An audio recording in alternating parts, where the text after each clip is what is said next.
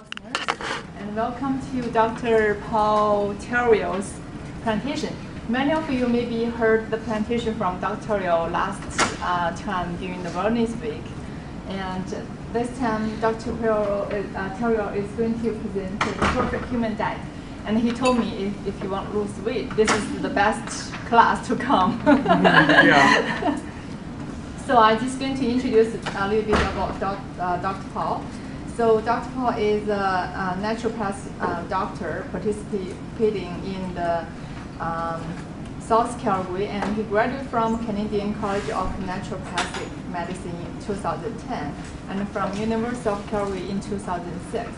He has advanced training in drainage, ear acupuncture, the sensation method of homeopathy, and injection therapy.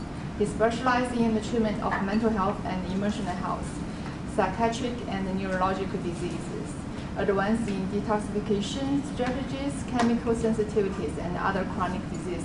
Now, let's welcome Dr. Paul. Thank you.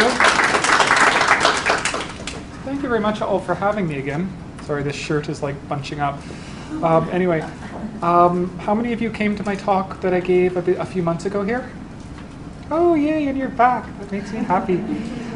So anyway, it's nice to see you all again. It's nice to see all of you who are new. So I'm Dr. Paul. That's how you say my name right there, and it's French, so I know not many people can pronounce that properly. So when you think of my name, think Paul Terrio, like Ontario. I used to say when I lived in Ontario that when I take over this province as Supreme Dictator, I'm going to rename it Paul Terrio from Ontario, because you pronounce them the exact same way. But everyone calls me Dr. Paul, so that's fine. If any of you have any questions or you'd like me to go over something again, just tell me. And if any of you cannot hear me, just like make a wavy sound or a wavy motion, or yell at me to speak up or something, and I definitely will do that. Can you all hear me? Okay, good. So this is my very ambitiously titled talk, The Perfect Human Diet. This talk isn't eat this, eat that, don't eat this, don't eat that. It's more of an exploration of what makes a diet good for a human being. We're all very different people, and as very different people, we each have different nutritional requirements. The perfect human diet isn't one set prescription for everyone. It's a set of principles that we can all incorporate into our lives to make our diets a bit better and to bring our health back to a more healthy or a better place. So, first point is, what do humans eat? And the basic answer to that is quite a lot. Throughout time and throughout different geographical locations and throughout different climates and throughout different cultures, we eat an extraordinary amount of the plants and the animals in our environments. But throughout most of that time period, we do manage about at least a 40 to 50 year lifespan. Like that's somewhat average.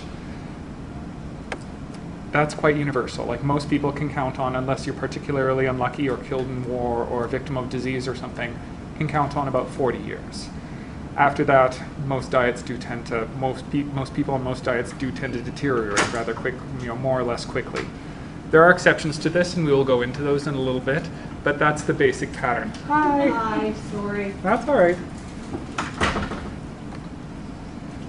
Let's compare hunter-gatherers in the Kalahari Desert. I'm using them as an example because they're one of the few sets of hunter-gatherers in the world that, until recently, were still hunting and gathering.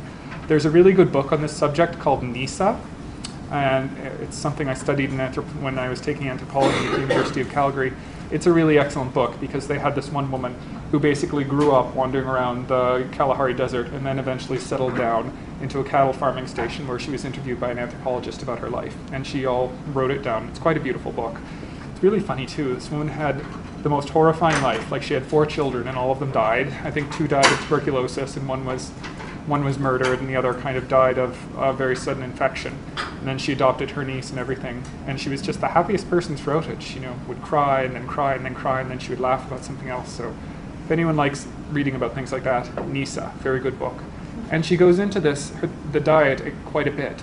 Her diet consisted mainly of these nuts that are quite closely related to chestnuts, and they call them magongo nuts, meats, fruits, vegetables, things like that. What we would term nowadays a paleo-type diet. Let's compare this to the diet of the 1950s. I remember reading a book a little while ago, Valley of the Dolls, and they had a little joke in it that the 3 pillars of the American diet in the 50s were steak, vodka, and Benadryl. Or not Benadryl, it was benzodiazepines or something like that. Very different. And let's compare that again to the diet of medieval European peasants.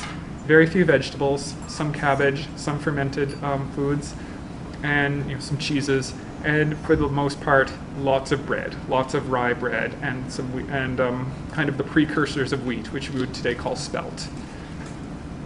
All of these people had out of these 3, the hunter-gatherers of the Kalahari probably did the best. They, before contact, routinely lived, at least in their telling, about 80 to 90 years. Humans living in the USA, about 60, and the medieval European peasants, 30 to 40 years, so all roughly in the same time frame. What's the point of altering your diet? Oh, wow. This is a really good presentation. I'm anticipating what I'm going to say. We all live to roughly the same point, and then afterwards we kind of start degenerating. Disease happens. The quality of life becomes lesser, and we start getting sicker and sicker and sicker. What's the point of altering our diet? This is the point of altering our diet. Despite the fact that there is a decrease in quality of life, that decrease is remarkably variable. You can go from a nice long curve of decline to a very short and rapid one.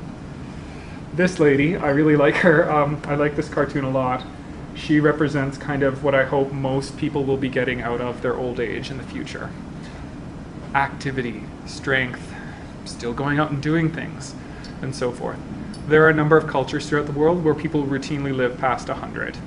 Not only 100, I think I was reading one National Geographic from the 70s where they had reported a number of people who were living to 150, 130, and so forth. Historically, they couldn't verify this. These people's names weren't in the birth records. Like there's this one man in particular who claimed he was 167.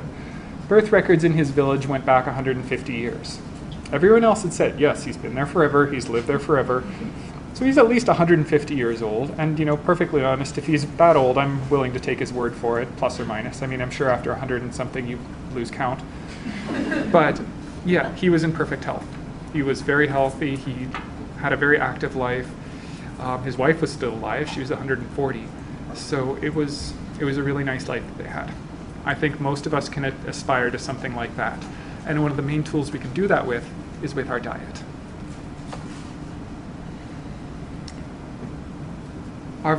Despite the fact that we get this basic, healthy period that all humans seem to get, the lifespan does seem to change quite a bit, and the quality of it. In some areas of the United States, particularly some of the more isolated and impoverished reserves, in the native reserves in the plains regions, lifespan's about 49 years. We can compare this to Japan, where the average lifespan's about 89 for women. And then we can compare this again to the particular place that this National Geographic article was touching on was Georgia. And not Georgia in the United States, Georgia in the Caucasian Mountains. It's not so nice there now because they've had a few wars, but it's still a very long-term healthy place for people who want to live to be elderly. And again, and in addition to this lifespan change, huge issues with how healthy your lifespan is, how much you can do, and your disease burden. One of the and this has been quantified as well, one of the most long-term studies has been the Nurses' Health Study. I'm sure, Ling, you know about this. They basically followed a cohort of nurses, so cohort is just a group of nurses around the same age, and they followed them since 1976, and they've been tracking, do you smoke? Do you exercise? What do you eat? For all of that time. So it's been about 40 years now, actually, that they've been tracking them, and they've come to some very stunning conclusions. Having a good diet, and good diet, let's be clear about this, does not mean perfect. Good diet means, yes, I can have a slice of birthday cake once in a while. I can go and have a drink or two, or God forbid, a glass of wine. Or maybe even, my big treat, my treat is I really like sprouted grain banana bread. So you can indulge a little bit on occasion. But good means, most of the time, about 80% of the time, you're eating well. not smoking and exercising and not being an alcoholic correlate to 80% less chronic disease, period.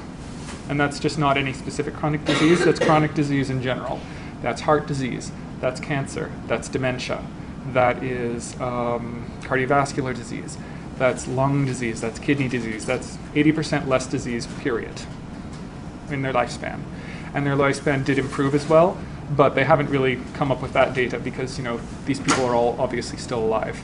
Even if they did start in 1976, most of these people have not reached the end of their life yet, so they haven't been able to come up with lifespan data, but still, 80% less chronic disease. That's pretty good. Diet. So diet isn't the only thing that contributes to a person's health. There's numerous other factors. Smoking, exercise, focal infections. Now, I talked about focal infections in my detoxification and my brain courses, didn't I?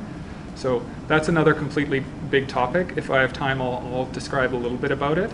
But it's another very large factor in people's health. And psychological health. If you are freaking out and stressed all the time, that's going to take away from your overall health long term as well. It's going to take away from your ability to accomplish things, meet goals, and so forth. So that does also need to be addressed. So, with the title of my talk, The Perfect Diet, we have to actually figure out what is a perfect diet for a human. I think we're all pretty sure it's not. Most people are pretty sure that the perfect diet for human beings is not what they're eating right now. But how do we figure out what the perfect diet is versus what it's not is actually pretty complicated. There's a number of approaches that have been taken, and synthesizing them all together, we actually can come up with an approximation of what a perfect human diet is, but we'll have to just go and, so we're going to go through these three approaches: biochemical, anthropological, and problem-based. So basically looking at current diets and seeing what diseases and what kind of problems they generate long-term. Going through these three strategies, I think we actually can come up with a reasonable approximation. So, in the late 19th century, basically, nature, what they were terming at the time nature cure, which eventually became eclectic medicine and naturopathic medicine, had always paid a lot of attention to diet. Conventional medicine, which existed at the time, did not. It began to start paying attention to diet and dietary science in the 19th century with the advent of biochemistry. This is the era of Pasteur. This is the era of Metchnikoff. This is the era of Virchow. All of these people began bringing chemistry into medicine, which was quite revolutionary at the time.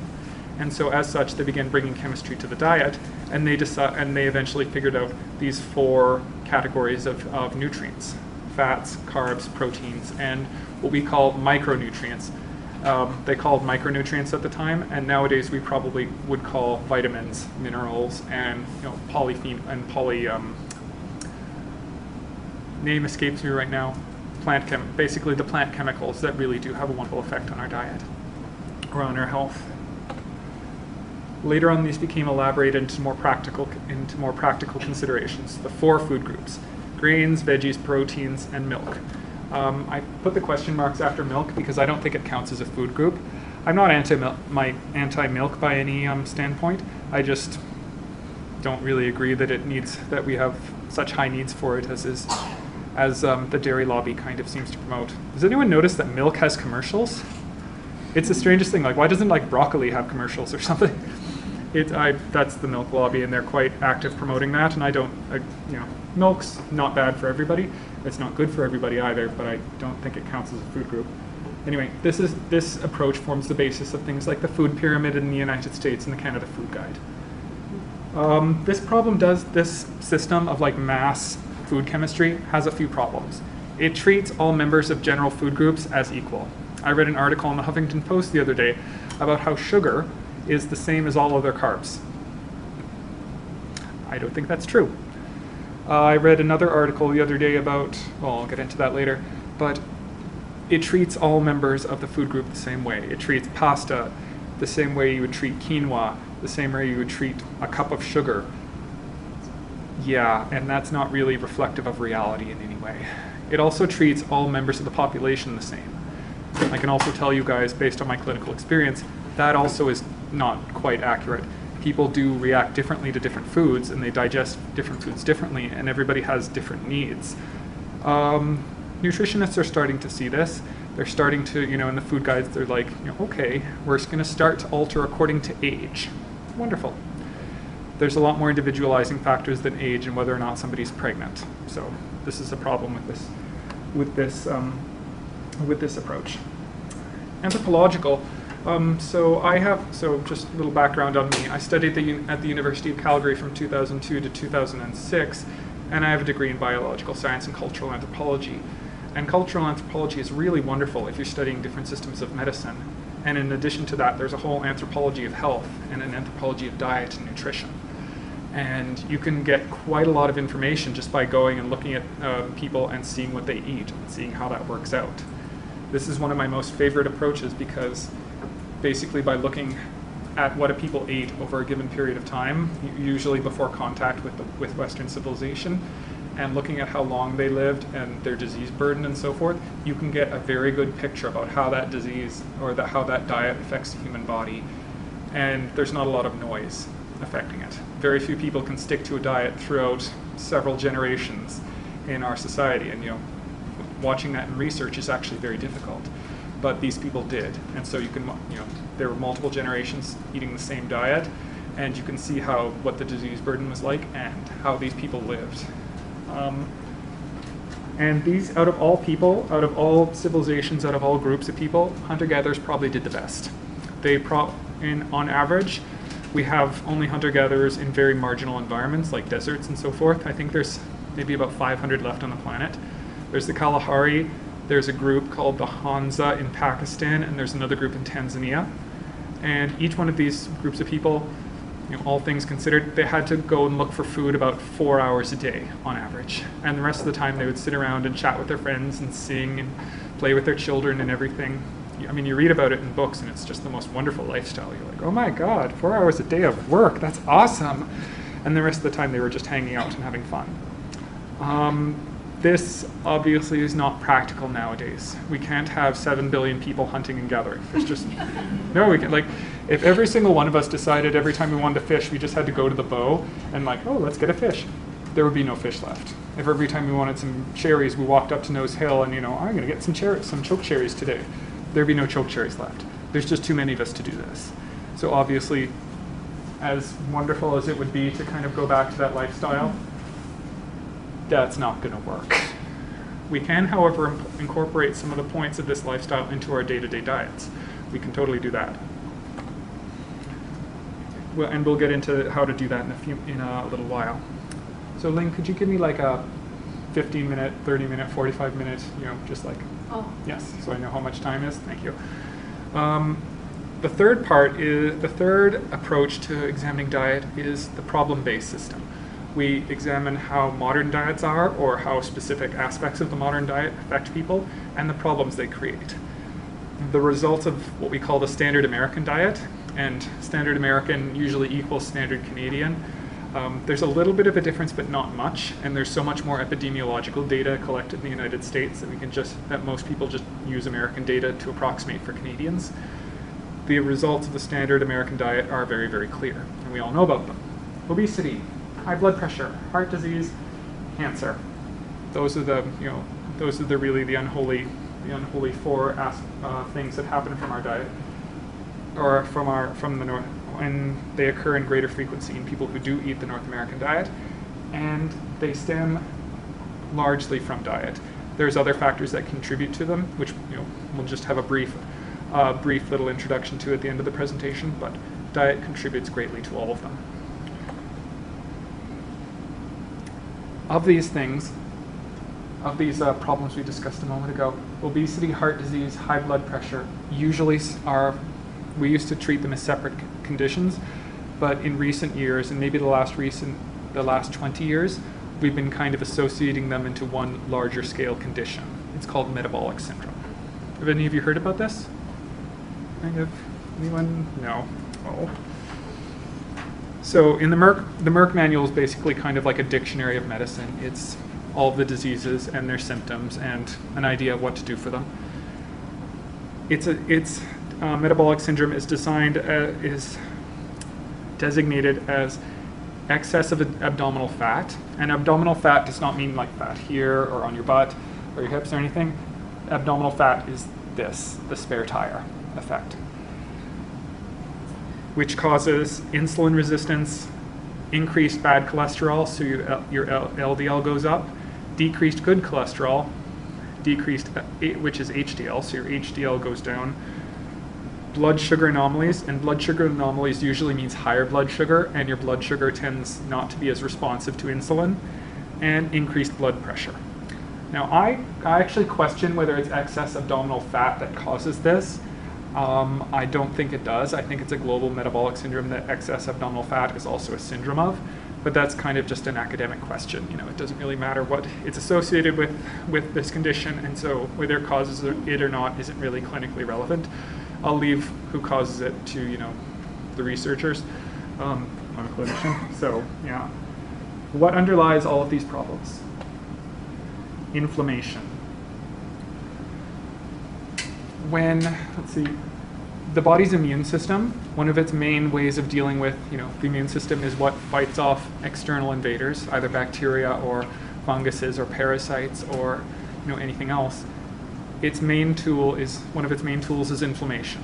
The 4 classic signs of inflammation are heat, redness, swelling, and pain. Inflammation causes all of the above effects. It increases the body's blood sugar.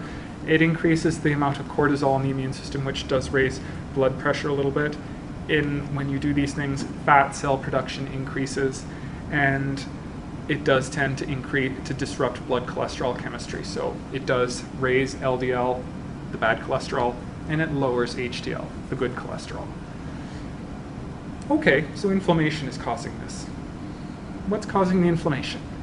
You guys still following me? So all the nasty stuff, most of the nasty stuff of the North American diet comes from metabolic syndrome, which comes from inflammation. Okay, good. Where does the inflammation come from? And in that case, there are multiple sources of inflammation. Immune dysfunction is one of the biggest ones. People in this society have horrendous immune systems. We can't mount an immune response when we want to, and we have all these excessive immune responses that we don't want. Chronic infections being one of the main causes of this. I mentioned them before. Focal infections and chronic infections are the same thing. A lot of them stem from teeth and from chronic injuries. You know, people who blew out a knee 6 years ago and it still hasn't quite recovered, or they've got fibromyalgia and all their muscles are extremely painful, or they just can't move their back or anything like that. Those all contribute to that. But in the vast majority of people, the main contributor to inflammation is the diet. There's basically four ways the diet contributes to inflammation. The bacterial content of the gut, which is heavily influenced by the diet. Incomplete digestion. This is the mainstay of old naturopathic theory from the 1940s or the late 1800s to like the 1940s. They focused a lot on just incomplete digestion of foods. It's still true. What's called leaky gut syndrome, which kind of connects into the incomplete digestion, and excessive fat in the body. And excessive fat in the body, usually not excessive fat in the diet. That's actually not that bad. Excessive fat in the body, and particularly the spare tire effect. This causes a lot of inflammation, and most of this is actually a result of sugar. And not just sugar, high fructose corn syrup. I hate saying this because I know a bunch of people who make agave syrup, but agave syrup, any of you use agave syrup? It's really quite nasty.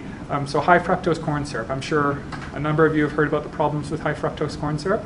So high fructose corn syrup has a fructose level. So normally, in normal things like sugar, there's a fructose molecule and a glucose molecule, and they're stuck together. High fructose corn syrup is different because there's a bit more fructose than glucose. So there's about 55% fructose to 45% glucose. Does anyone want to guess how much fructose is in agave syrup? 70%. Yeah, 70 to 30, so it's even worse. So anyway, excessive fat, excessive sugar, and excessive things that are like sugar but worse are will contribute to that quite a bit. So the first of these, bacteria.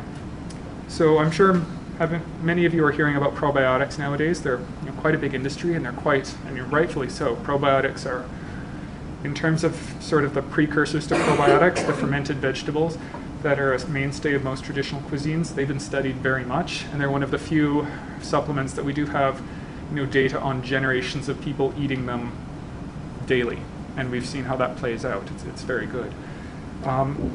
Bacteria form a huge part of our internal ecosystem inside our digestive tract. You have more bacteria in your digestive tract than you have cells in the rest of your body. So there's just a huge amount of them, and they are very responsive to the environment that they're in.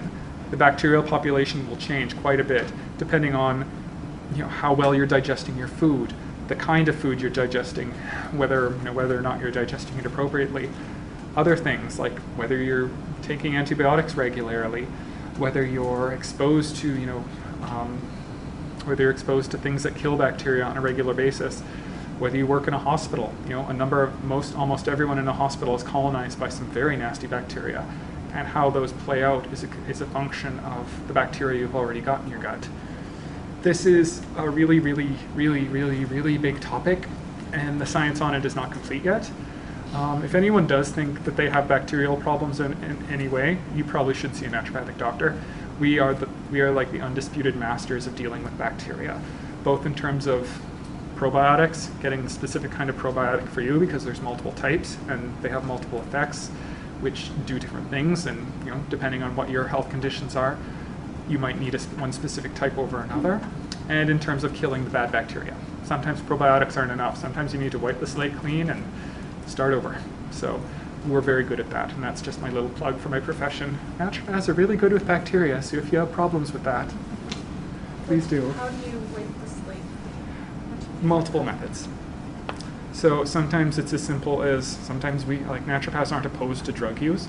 Sometimes it is about, all right, we need a broad spectrum antibiotic, we're cleaning that out, and right afterwards we're colonizing you with this specific type of bacteria. There's also other methods. I use a couple of specific methods that kind of redirect the evolutionary course of the nasty bacteria. Bacteria actually do exchange genetic information with each other, so it's about sending in some good bacteria that go in and exchange genetic information with the bad bacteria and kind of gradually turn them nice again. So I actually like that approach because it's worked in almost every case. I have had to refer some people for antibiotics. Probably not going to have to do that in the next year because naturopathic doctors are in all likelihood getting prescribing rights next year. So I'll be able to prescribe those antibiotics myself, but there's a number of methods to do that depending on your preferences and depending on, there's a clear hierarchy. Prefer sending in the good bacteria that'll go in and rehabilitate the bad ones first, and then after that it just gets more and more severe until you reach like antibiotics or whatever else. Second way that digestion contributes to inflammation is leaky gut. It sounds horrible, and it is. Leaky gut syndrome is basically having, it's not that difficult to explain. The name is exactly what happens. Your digestive system gets these tiny little tears in it, mostly due to incompletely digested food, which we'll discuss next. And then through these tiny little tears, bits of food get into your bloodstream directly without being filtered or broken down. Remember we were talking about the immune system a little while ago and how it defends from things that just shouldn't be in your body? This freaks it right out. Like, oh my God. This causes a lot of inflammation in your digestive system. Quite particularly, there's kind of like a bit of a belly bulge that happens when people age. Just this spot, it's not the spare tire, just like, that's quite often what that is. It's leaky gut. The body starts releasing what's called the inflammation cascade, starts activating all its alarms, brings in all the immune cells into the digestive tract, and they start going at it. They start trying to destroy all these food particles that are coming in and having quite an extreme reaction. There's a good deal of evidence that things like Crohn's disease and irritable bowel are actually results of this kind of condition. They're really and as well, we as naturopathic doctors and some medical doctors even are starting to get like lab tests to confirm this. So most everybody knows about allergies, right? So there's 4 types of allergies. Type 1 are the ones that are most common. They're what's called the IgE-mediated allergies. They're mediated by a special antibody that are, the E group of antibodies. And those are the immediate life-threatening ones. Like, oh, I had some fish, now my throat's swelling and I can't breathe and I need an EpiPen. Those are quite, most people know when they have those. There's second type of, oh, you have those? No. Oh, 15, oh, it's 30. Yeah. Hey, thank you. It's like, sorry not to pick on you, Link. Yes, it's like, oh, I have those. No, never mind. I'm not picking on Link. Anyway, so those allergies are, quite well, most people are quite well aware of them, and we have very good medical management of them. Avoidance and EpiPens. I love EpiPens. I think they're a great advance in medicine. The second type is the more delayed activity type. People tend to get inflammation of general kinds. They can get hives. Well, hives can go in the type 1 as well. They tend to get skin manifestations. They tend to just not feel as well. These tend to be these leaky gut type allergies. The good part about these is that they can be actually very easily altered. They can, by repairing the leaky gut, you stop this flow of allergies, of allergens into the digestive system, and you stop this kind of immune reaction. What's called and the second type of allergies are mediated by IgG. They're a different type of antibody. They're less extreme than the IgE, and you can pick them up in a blood test. Like, I do blood tests where you just do a little finger prick and you rub it on a piece of paper and you send it into the lab and they'll tell you out of 100 foods you react to these ones. So it's quite lovely. So in terms of this, leaky gut syndrome is obviously not something that humans were designed with. It's kind of a consequence of what's going on in our lives and our environment. What is this caused by? Our digestion. You can do multiple PhDs on the digestion. It is an incredibly complex topic, as well as how it's regulated and how it works and the problems with it. I'll just give you a very brief outline of it.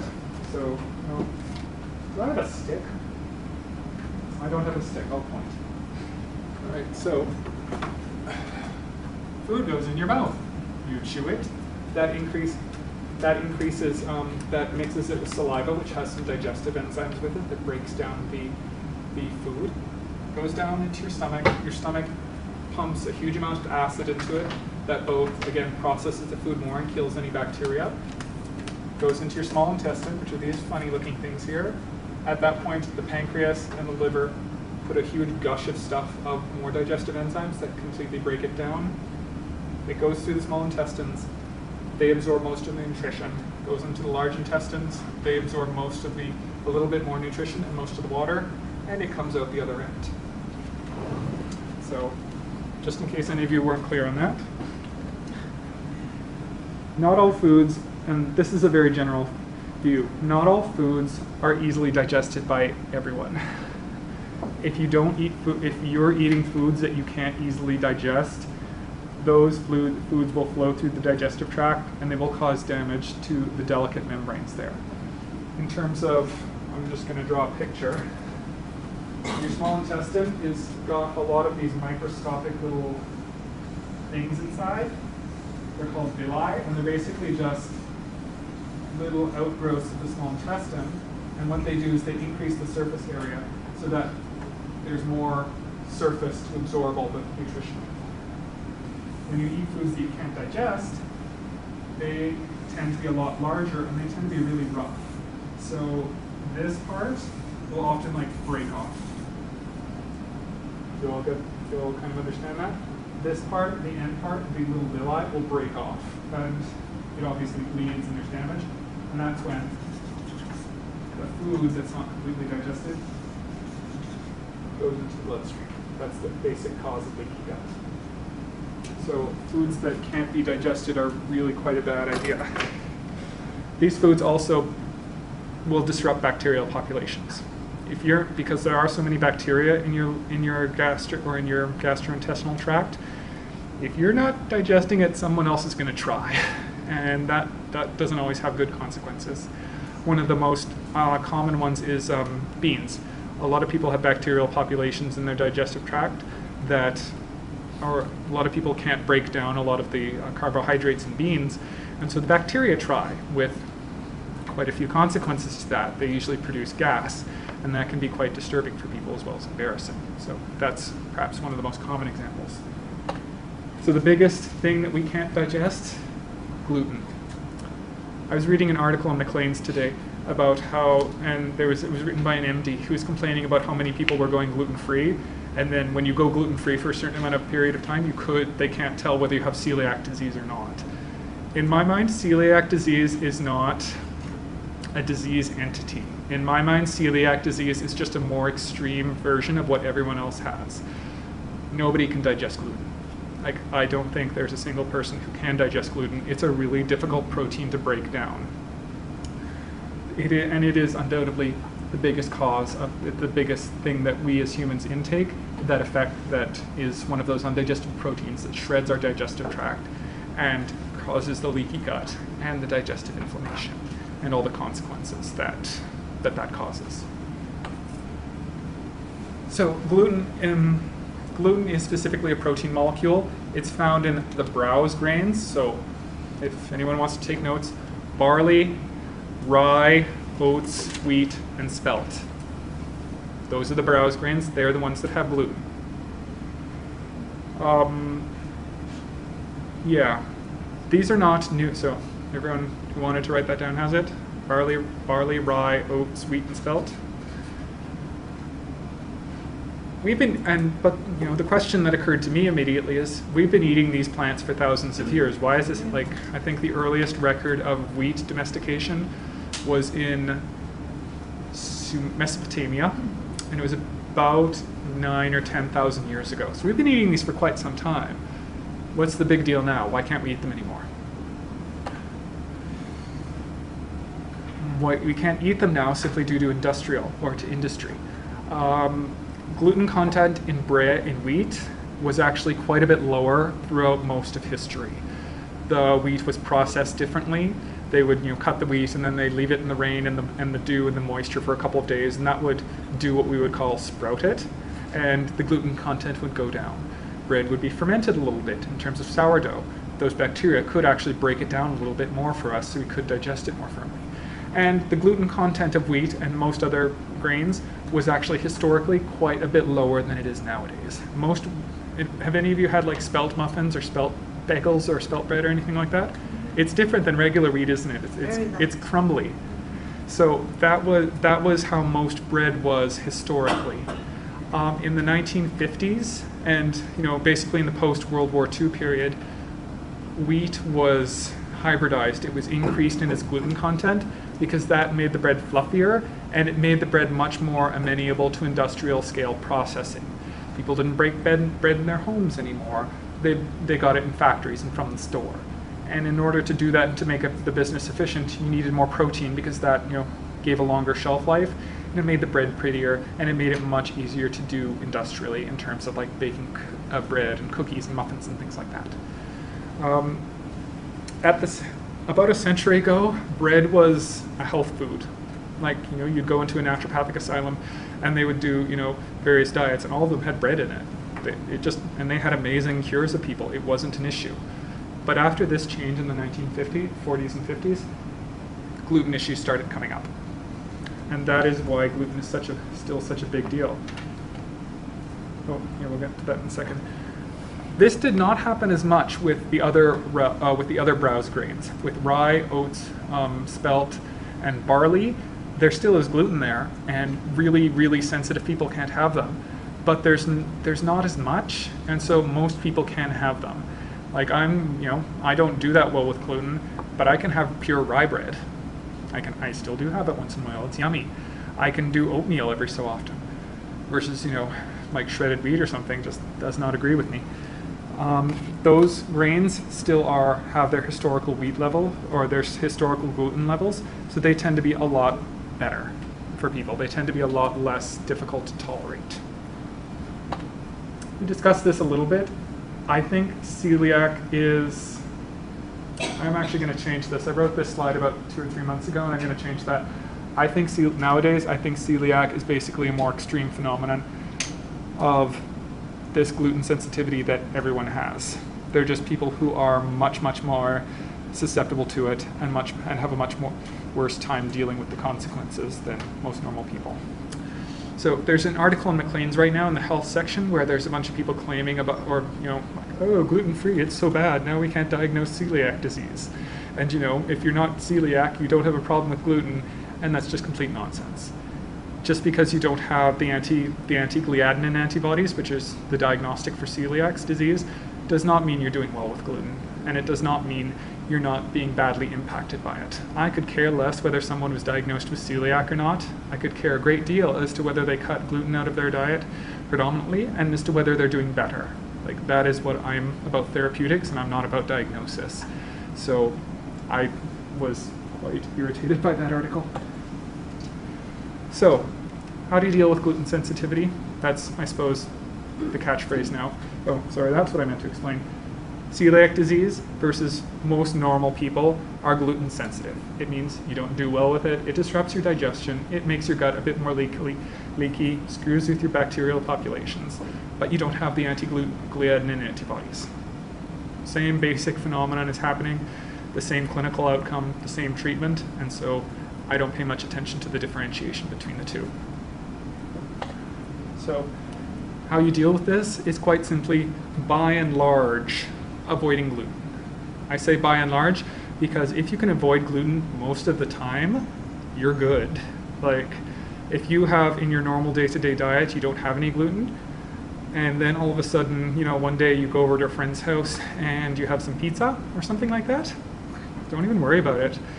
If you go and have a birthday cake every couple of months, again, it becomes not a big thing.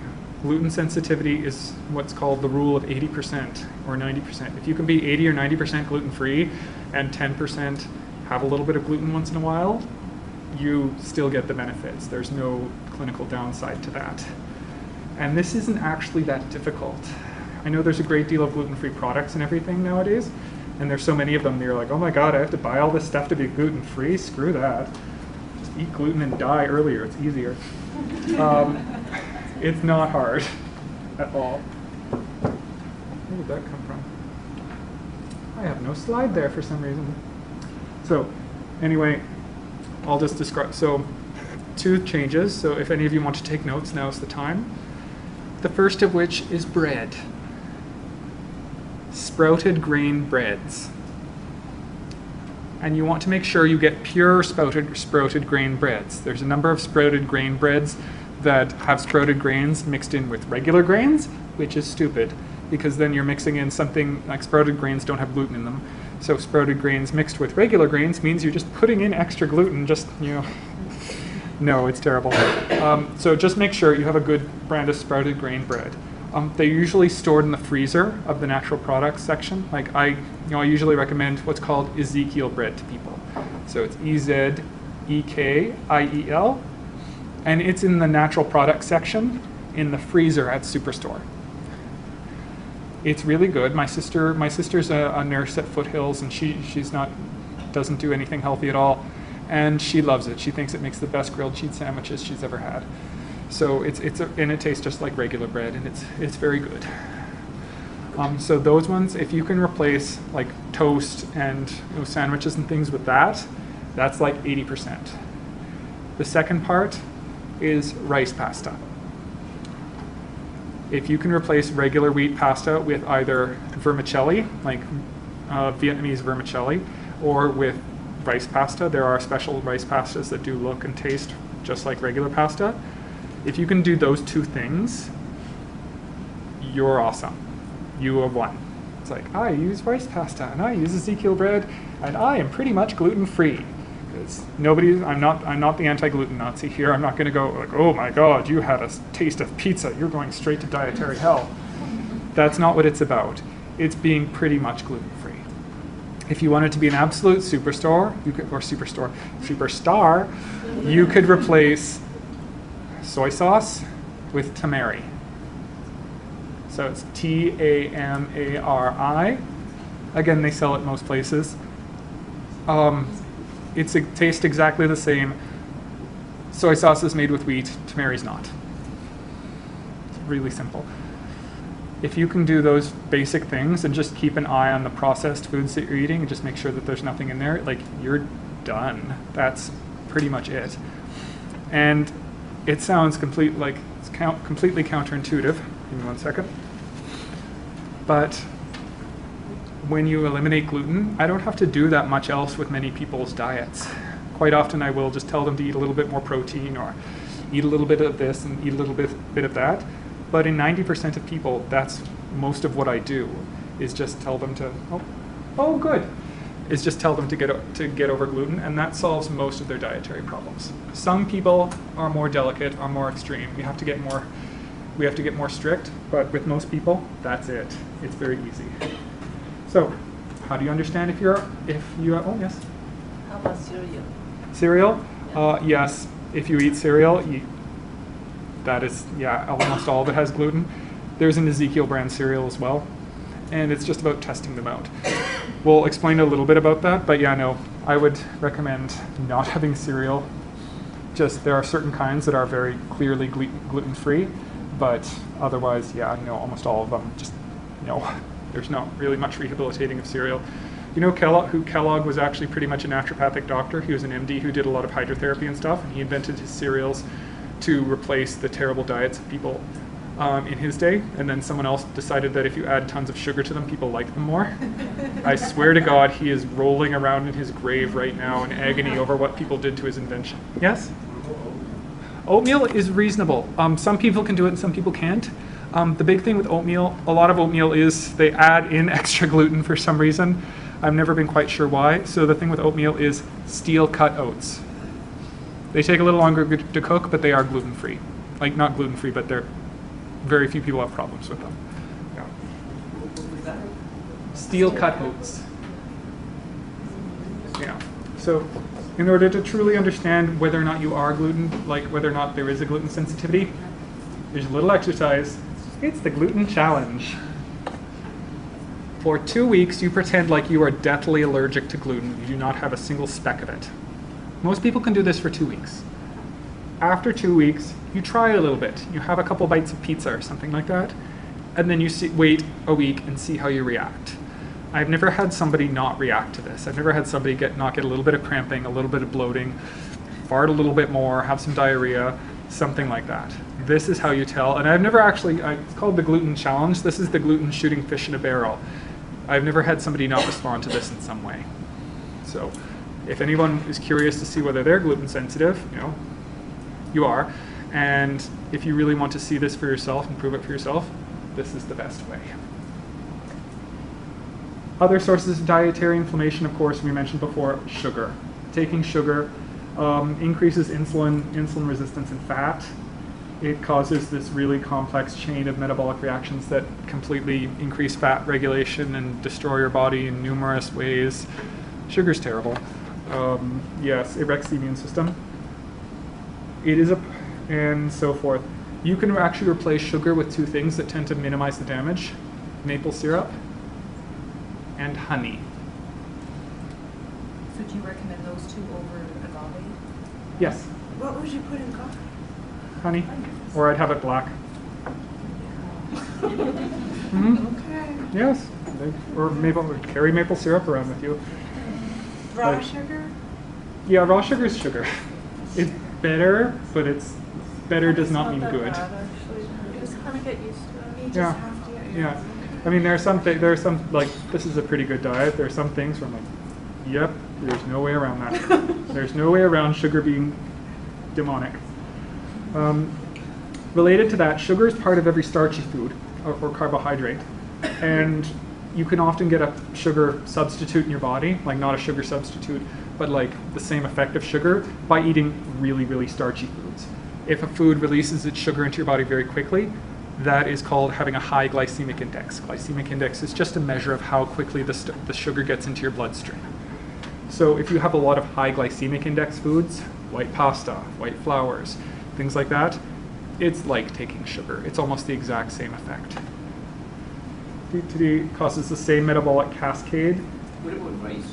Rice? Yeah. Rice, yeah, it does have a high metabolic, it does kind of have a high glycemic index. Doesn't have the effects of gluten, but it does, like, it your sugar goes up quite a bit. So why would rice pasta be good for me? Because it doesn't have gluten in it. Oh, Yes. So, and if you have it with a protein-rich sauce, it tends to balance out quite a bit. Fat, having like something like rice with like fat actually does slow that down quite a bit. So it does have a little bit to do with food combining, which whole nother talk. sorry. So what about like quinoa pasta? Does it have as Yeah, much no. sugar as rice pasta? It does, but quinoa pasta has a lot of protein complex with it your body can break down, so much better. It tends to have a lower glycemic index. So again, similar sort of thing. Low glycemic index foods tend to have much lower, like they cause your blood sugar to raise much lower, your body at a much slower rate, your body can deal with it. It's quite lovely. So if you tend to favor, in addition to low gluten foods and low sugar foods, low glycemic index foods, you're a superhero. It is, you're doing very well. What foods have lower glycemic indexes? Proteins, vegetables, and complexer carbs, particularly the brown ones, like white rice has a higher glycemic index than brown rice. If you include the whole grain of whatever grain, it will lower the glycemic index. And of course, getting rid of sugar and pop. There's just no redeeming those things. Just out. You can replace them with honey, maple syrup, and stevia. Stevia is just an herb that has no glycemic index. It just tastes sweet. And don't try agave syrup. And if you're having trouble with pop, there's actually a really good thing that I just recently discovered called kombucha. You can buy it at health food stores. It tastes just like pop. It's fizzy. It's really yummy. The ginger kind is very good, and it does tend to satisfy people's pop cravings. So I've had it, and I'm like, oh my god, there's no sugar in this. This is delicious. What is it called? Kombucha. Kombucha.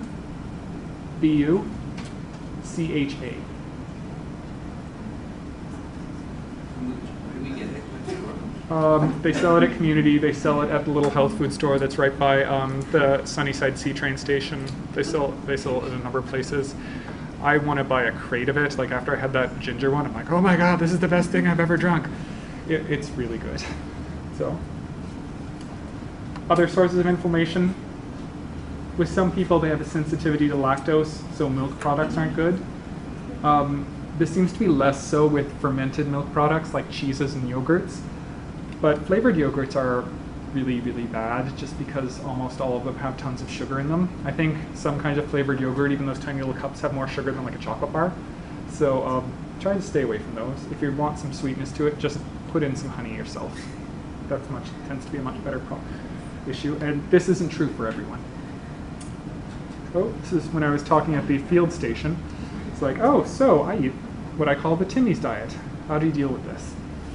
If any of you do eat, out a lot and so forth, just start asking. When businesses hear again and again and again that people want better options, they want gluten-free options, there's an opportunity for them. They will start providing them. So just keep asking. Eventually, I hope Timmy's will get sugar-free, gluten-free, everything, and it will be wonderful and life will be great. It's going to be a while, but yeah. So, in conclusion, what to do in order to have your as close as we can to an ideal human diet in these circumstances. Basic gluten removal. It's not about being perfect. It's about just getting most of it out, doing those few simple changes I told you about, and so forth. Lower glycemic index foods. Those two changes alone can create quite a huge amount of change in most people's digestions, let alone their overall life. Addressing any other factors in your diet that you might be sensitive to. Some people just don't get along with specific foods. That's where that IgG testing comes in. When my patients, we put them on this basic diet, if they're still not responding, okay, it's time for a laboratory test then. And I'm like, oh my god, you're sensitive to this. Get it out. It's wonderful. And just don't beat yourself up over this. This isn't about being perfect. It's about being, satisfactory. We're not competing with each other, and we're not competing with the perfect version of ourselves that we all have in our minds that can cut out gluten without a moment's notice. We all do screw up occasionally, and it's just about maintaining and keeping on trying with that, and doing it about 80 to 90% of the time. So just a little bit past the diet, So diet in general is essential to having a healthy lifestyle and to improving in your overall health. It's not sufficient. Maybe 200 years ago, by eating well in their much less toxic, much less stressful world, you could be completely healthy. But there's other things that people nowadays need to do in order to maintain that. First of which being addressing other sources of inflammation in your body, whether it's chronic infections or chronic injuries. Long term, those can really mess you up. And long term, addressing those can really, if you've got them, can really increase your state of health and your well-being quite a lot. Addressing your bacteria. Everyone's bacteria has probably been disrupted by exposure to antimicrobial agents in some form. Most people need at some point a little bit of rehabilitative therapy for their bacterial populations, whether it's probiotics or whether it's what I described earlier, those kind of genetic exchange biotics. I don't even know if there's a word for them, or whether it's simply wiping the slate clean and reseeding your digestive system completely with a new strain of bacteria. Dentistry. Dentistry is another huge one. Heavy metals, most of the people's heavy metal exposures actually does come in from the silver fillings, and getting those out, and not only out, but out safely, is really essential. And making sure that your teeth are in good condition as well. When teeth aren't working properly, they can cause a huge amount of issues. Right now in the in the English press, there's a lot of work on, brushing your teeth regularly helps prevent heart disease. Good dentistry helps prevent heart disease. There's a lot more than that. In the German literature, heart disease, cancer, inflammation generally, dementia, Alzheimer's, all of which linked to dentistry and good dentistry. So if anyone does want the name of some good holistic dentists, please just talk to me or email me. I know a few in Calgary. Toxicity, of course. A couple of you did go to my toxicity lectures. We are confronted by a huge amount of toxicity in our everyday life. Helping our body channel that is really quite essential. Helping our body get rid of it and giving our body the tools it needs to get rid of all the toxic insults we have, because there's quite a few. One of the people who's taught me, she's been a naturopath for 30 years and did this 2-year course in environmental medicine with the environmental naturopathic doctor, Dr. Walter Krinian. And it was 2 years long, and she's been in practice 30 years, so she's been around the block. And a lot of it is focusing on all the toxins in our environment and so forth. She went into a 1.5-year clinical depression when she finished the course. It is just that bad. I want to take this course, but I'm kind of scared after hearing that. I focus much more on getting people to the point where they can deal with this. So that is entirely possible, even in toxic environments like ours, with like Fukushima's and all the chemicals from seeping in from all the plastics in our environment, we can still deal with that. That is not beyond possibility. It takes some work and it takes a little effort, especially if you're not doing so well already, but that can be done, and but that usually does require some professional help. And addressing mental factors. Most of us do have conflicts in our lower mind and in our unconscious mind that sap out a lot of our energy. Addressing and prevent us from doing what we want to do consciously. Addressing these is absolutely critical to moving forward with your lives, to continuing to grow as a human being, physically and spiritually. And oh good, I'm almost on time. All right. And so forth. As well, addressing these conflicts does tend to raise your overall health and get you out of patterns that you're stuck reacting in. That is something that can only be done by a professional. Even people who know how to do it need to see somebody else. Like I see someone else for this. There's a great saying in naturopathic medicine: "He who treats himself as an idiot as a patient." So it goes for everybody. So these additional factors, past the diet, really essential. And by addressing all of them, you can have really wonderful, really long lives. I would love to see all of you, like that little 167-year-old man who just sits around and, has fun with his family and goes and works in his garden for like 4 hours a day and then has an excellent life. I think that is the absolute, birthright of every human being. So I hope you all get there, and I hope you all, I'd love to, if any of you have any questions, I'll be here for a little while, and thank you for coming and listening to me. And if you want me to come talk about something else, tell Ling. I'll talk about whatever y'all want. Yeah, that's what I'm going to ask you guys. Thank you so much. Thank you. give me some feedback on Dr. Paul's presentation, and also he's doing the optional brain and deeper skin. If you want to listen to him again and give me some information, and let me know which one you like. Yeah. Okay, thank you so much. And Dr. Paul also have some information sheet over here. And feel free to go up if you need one. All right. Thank you. And I do often have people book in with me afterwards. If any of you book in within 2 weeks, I do give you guys like a 10% discount. So if you book it, doesn't mean you have to see me in 2 weeks, but if you actually make the appointment, you get your discount for the first visit. So I'm like, oh, okay. So because I love working with you guys, and so if anyone has any questions, please feel free to look at my website or anything. Yes. Oh, okay, yeah. No, quite often that's a reactivity thing. So, no, so quite often it will be, especially, is he breastfeeding and so forth? Or? No, not anymore. Oh, okay. Yeah, no. Quite often with things like that, it's just about formula, providing a bit too much. Oh, okay, he's just eating? Yeah. Yeah. It may just be about 13 and a half months. 13 and a half months, yeah. It may just be about just altering food sources, and sometimes people just are predisposed to it, so it may just be about altering that. Yes. Oh, please do. All right. So just what do you think about canned tuna? In terms of mercury. The mercury from canned tuna does actually tend to clear actually quite quickly. The problem I have nowadays with a lot of canned tuna is it's mostly from the Pacific, and the Pacific is not a good place to eat anything nowadays. It won't be for about a century after Fukushima, so that's the problem. It's not the mercury, it's the cesium and strontium and the uranium.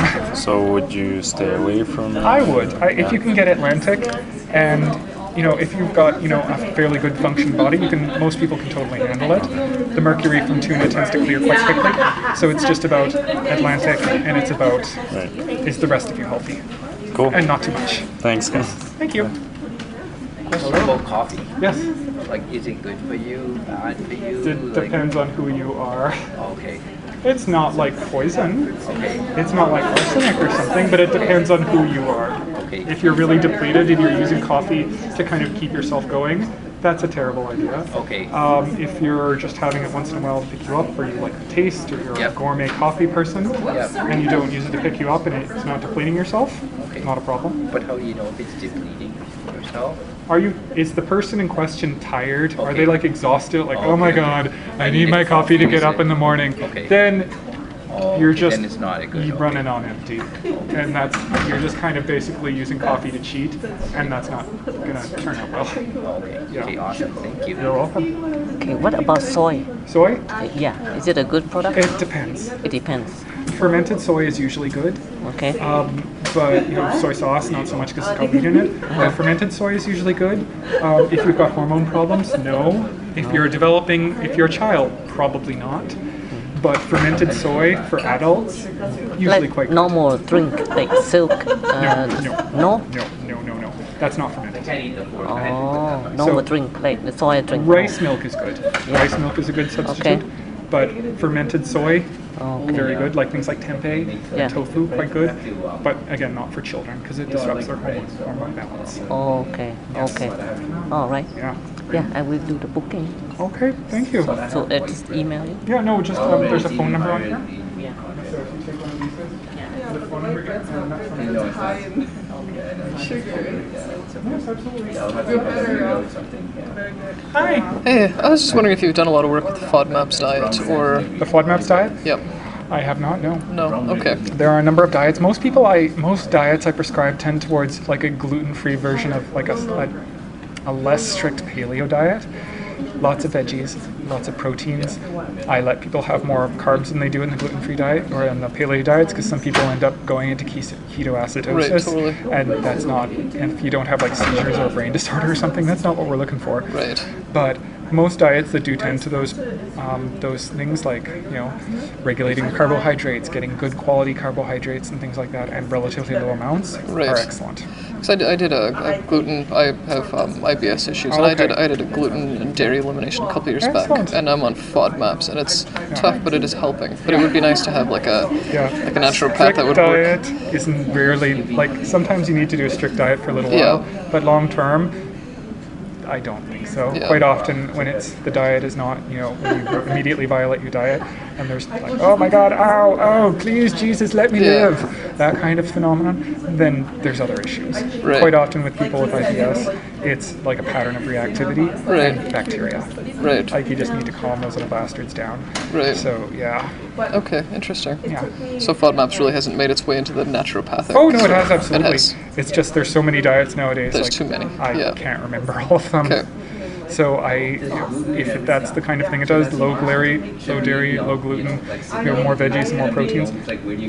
Yeah. Good, Okay. wonderful. It's probably going to work, but if not, Yeah. if like other diets, like Atkins diet, that's the same basic principle behind the Atkins diet, except, you know, I discourage people from eating semi-infinite amounts of bacon. So, Right, yeah, that's- so yes. it's diets about principles, Right. not necessarily specific prescriptions all the time. Yeah. Perfect. Thank you. Thank you very much. Hi. Hi. Just a question, more of a dietary question. So my 16-year-old, Yes. so he's quite well, he's very active. But for some time now, and I don't know if this had to do with the fact that he did live 6 months in Brazil, so I don't know, Yeah. he got really sick Oh. over there. So when he come back, I've noticed that he's got, like he gets pains, like whenever he eats and whenever, Yeah. and I have taken him to the doctors. Yeah. They have like done testing, but they never find Yeah. anything, and he's still like random pain. Like, shouldn't I be taking it to a, like just change doctors, or it's just Well, no, I mean, that's more of a diagnostic issue. Quite often, MDs won't be able to diagnose, for instance, if it's a bacterial thing. Yeah. Even the parasite tests, nobody really believes the parasite tests anymore. If it's like it's like a bacterial thing, the bacteria, I don't tend to do a lot of bacterial testing because it's like $1,000. Yeah, I know. I'm like, Jesus. how much do we get? No, the bacterial testing is like that. I tend to go straight into therapeutics. I'm like, Okay. okay, I think this is a bacterial problem. Let's treat it. Oh, yay, you responded. Hooray, it was. Which tends to cost much less than the actual testing. Okay. So what happens with that is quite often with things like that, people will pick up like either a parasite or their bacterial flora will be disrupted. Either way, the treatment is similar. You regulate the diet, get rid of allergens, strengthen the whole person, and then, you know, clean slate. You start, you know, wiping the slate clean and replacing it with good bacteria and you know, parasite-free things. So quite often people do pick things up during travel Okay. that way. So it's just, and the parasite stool and ova testing is quite bad. It has a very high failure rate. I think it's like 40 to 60% What? failures because they're looking for eggs, and if they're not laying eggs on that Then- particular day, it's just not going to find anything. So yeah, That's disgusting. yeah. Well, most Okay, people so have a few what is the parasites. best thing to do then? Perhaps just Go into- actually visiting Yeah. a neuropathic. Or natural, doctor. yeah. The best thing to do with that is to go into treatment and see what happens because Okay. diagnosis. Just is so because, I mean, and tenuous he with likes that. to work out, so Yeah. he's trying to bulk up. He's a very thin Yeah. 16-year-old kind of, but he, you know, he's Yeah, trying to bulk up, so he Adonis wants to complex kind of eat a things. lot, Yeah. but then he also suffers a lot. Yeah, so and it's kind it of may like be a a- sensitivity to that as well. Like a lot of people Like he's just cut down do like milk, and I'm like, well, you can't really just cut down milk or yeah. like. Oh no, or- you absolutely can. Milk's fine. but like, it's just if he's he's not got taking like any- casein or something, if he's taking like tons No, of whey he's or not. something. Well, no, I don't allow him to Oh, take good. any of That's that. good because a lot of people don't. Like I saw Maybe one he's 20-year-old guy gluten. go bald from eating like 7 scoops of whey a day. No, I said no So, to like, that because yeah. he's 16, and I'm like, Yeah. you're not fully grown. I don't know if this is No, safe for I you. wouldn't. So So, I said yeah. no. So he's just eating once. Yeah, and that's a better option. But again, it might just be that he picked something up in Brazil, and it's just hasn't It's cleared been yet. like a year and a half. Though. Yeah. Like it's been a while. Yeah, He needs those to things get don't go away. Oh crap. Yeah. Okay.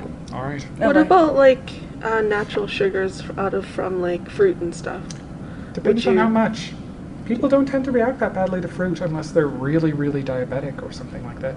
Fruit, for some reason, our species tends to do well with it. So with like when you were talking about sugar levels and whatnot, right? Mhm. Would that